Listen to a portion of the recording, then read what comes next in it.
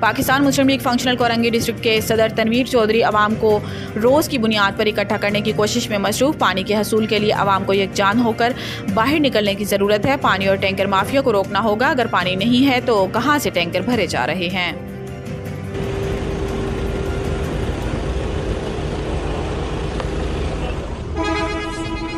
बिस्मिल्लाहिर्रहमानिर्रहीम। कुरंगी लांडी वालों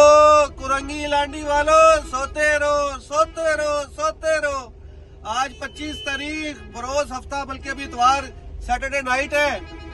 ये फ्यूचर का हाइड्रेंट है। पानी वो देखो, इसको कहते हैं पानी। तुम्हें नहीं मिलेगा जब तक निकलोगे नहीं बाहर, आपको पानी नहीं मिलेगा।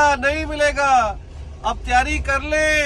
31 तारीख बरोज हफ्ता शाम 7 बजे निकलो तनवीर चौधरी के साथ। निकलना और ये पॉइंट बंद करना है। ये पॉइंट बंद होगा तो हमारा पानी आएगा।